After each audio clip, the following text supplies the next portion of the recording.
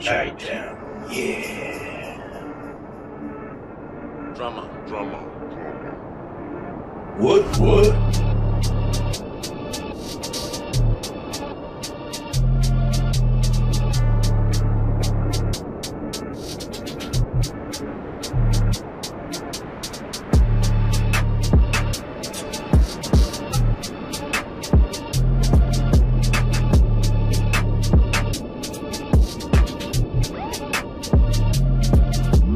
Purchase your tracks today.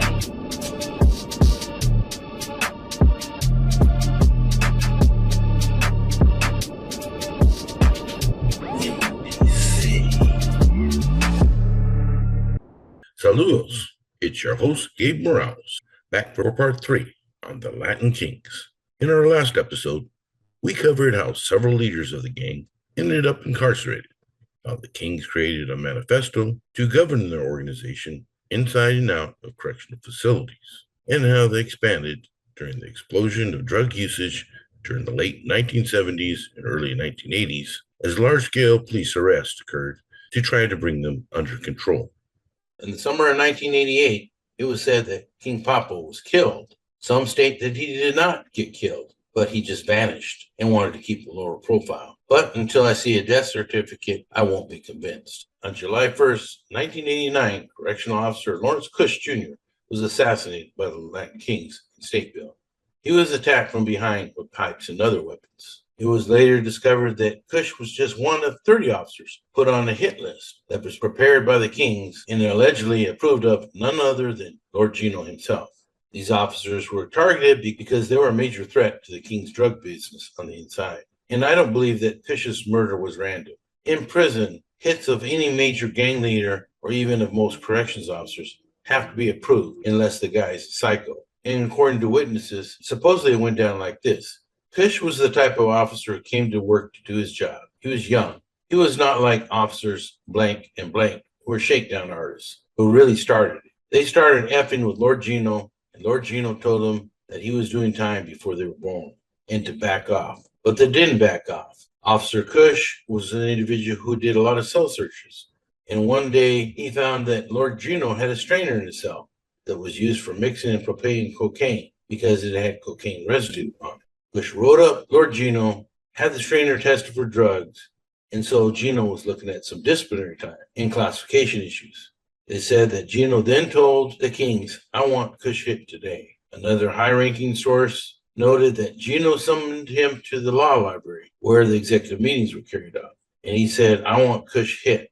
This individual said he was not in agreement with him and told Lord Gino that he could deal with it on the outside, and even suggested sending Cush pictures of his wife and children. But Lord Gino got angered and stated that some kings who questioned his authority might have something bad happen to them and that they might be hit.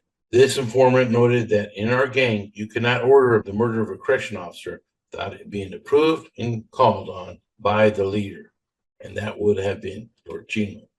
3 inmates were eventually indicted for the murder of Officer Cush: William Cabrera, David Starks, and Salvador Giacana.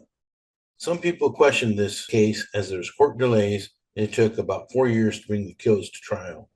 By then, Giacana had already died. This left Starks, who spared the death penalty, and Cabrera got life, but is no longer doing time on that case. By the 1990s, Latin Kings could be found not just in the greater Chicago area, but in many other states, and indeed all across the United States. I don't speak much of the Queens in this video, but like I said, they will be discussed quite a bit in a future video on female gangsters. There was an effort at one time to rename the gang the Almighty Latin King and Queen Nation, but the macho male chauvinists won out, and this concept was rebooted. In 1995, Baby King was released from prison and running things in the street, especially over on the 26th Street corridor, until he was popped again. In 1997, Lord Gino was just one day away from getting out until he was brought up on new RICO charges. As I stated, after spending nearly a quarterly century in prison on his 1970s murder conviction, Gino Colon was only 24 hours away from freedom, and Latin Kings all over Chicago were elated that their leader would soon be out in the streets. They even hired a limousine to pick him up from Maynard Correctional Center to take him home to Chicago, to the motherland. But Colon's bid for freedom was blocked when he and 13 other members of the street gang were charged with running a major drug operation that is estimated to have distributed $16 million worth of crack and powder cocaine, marijuana, and heroin throughout the Chicago area. According to the 25-count indictment, Colon used prison phones and had meetings with visitors in order to move their product. In an interview in prison, Colon praised the Latin Kings for keeping peace within the prison system and denied that he ever was involved in narcotics trafficking. He said, "I don't involve myself in drugs. My goal is to do my time and get out of the penitentiary."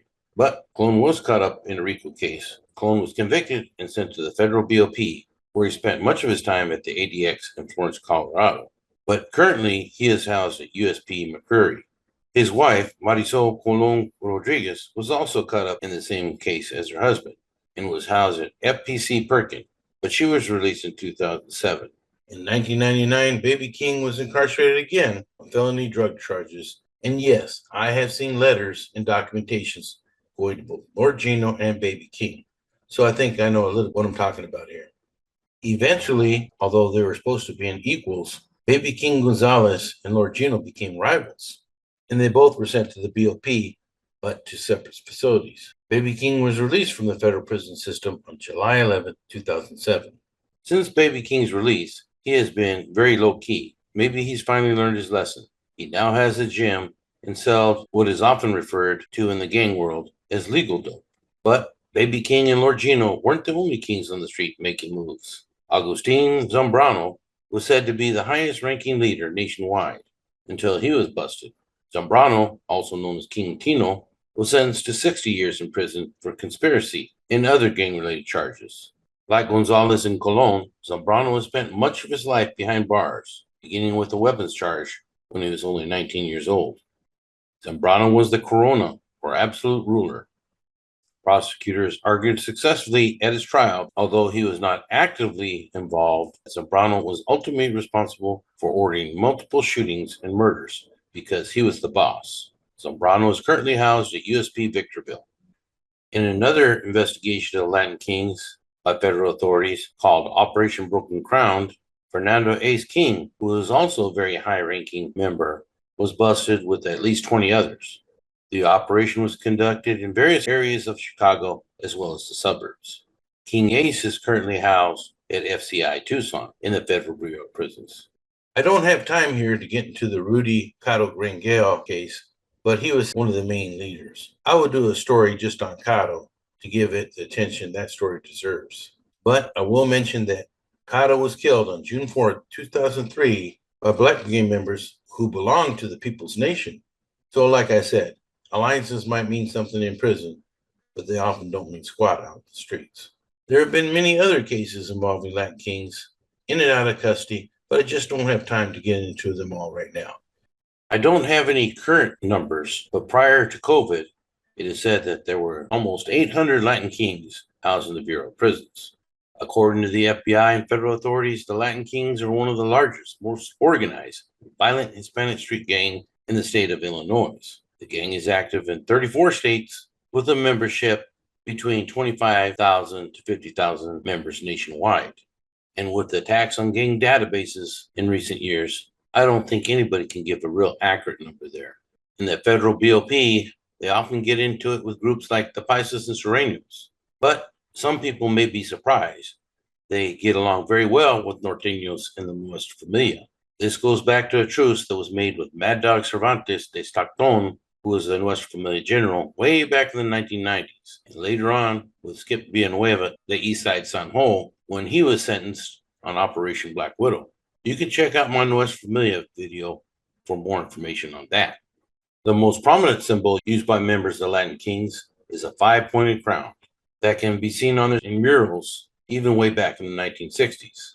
The 5 points of the crown are supposed to signify the 5 jewels of the Latin Kings: love, respect, sacrifice, honor, and obedience. Because Latin Kings fell under the People Nation, they're supposed to represent to the left. Baseball caps pointed to the left pant leg rolled up, etc. But this is not always the case. In addition to being people, they fall under the Almighty family, so they'll often put ALKN, which stands for Almighty Latin King Nation. Other symbols they use are a 5-pointed star, the numeral 5, 5 dots, a lion's head, and sometimes, as undercover, they'll even have a picture of Jesus Christ, but on his head will be a 5-pointed crown. These are types of things you need to look for in drawings. I've inspected a lot of prison and jailhouse drawings, and they almost always have hidden meaning in them. As I stated in part 1, the Latin Kings operate almost like a religion. They even have their own prayers. The Latin King Bible is their manifesto, often referred to in other gangs as a written constitution. This manifesto sets a clear chain of command. Each authorized section has a leader who is supposed to report up the chain of command, just like in the military. They have officers, a corona at the top, an inca, a cacique, and enforcers. It is my understanding they are still supported by a crown council of 7 members, just like the original council of 7, of which Lord Gino sat on. This council will set new rules and regulations and will also hold disciplinary hearings for the entire nation. The Latin Kings will also hold meetings referred to as 360s, where they all gather in a circle before and after the meeting, whereby they'll often chant Amor de Re, in Spanish, which in English means King Love. This manifesto details rituals, prayers, rules, codes of conduct, laws, and also preaches about social justice and the unfailing loyalty that fellow kings are supposed to show to each other. Truly dedicated members will actually try to live their lives by this code and doctrine of kingism and believe that once a king, always a king. In other words, even if not active and a so-called retired gang member, they are still a supporter of the Latin King nation in spirit. Internal gang discipline is seen as a very high priority, and violations can range from fines on the low end to a beatdown, or even a formal documented suspension or termination. Sometimes when they're terminated, they're killed. They talk about 3 stages a king must go through to achieve greatness: the primitive stage for youngsters, the conservative stage for more mature kings, and finally, the new king stage, as a reborn man who is aware and decisive. As I've stated previously, almost all gangs have official colors. The Latin Kings, ever since their early days, it has been black and gold. Black is for the dominant color of the universe. Gold represents the sun, the glorious glow of oppressed people who unify in strength, love, and sacrifice under the King's nation. This is taken directly from their manifesto, so you can see how this propaganda would attract many idealist youth. What they don't tell these young kings is that the organization will likely betray them, hate on them, and rip them off in the long run.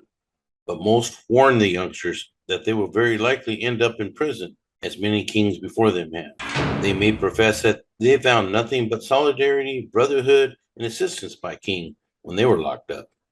Like I said, there's so much more I can say about the Latin Kings, but I just don't have time.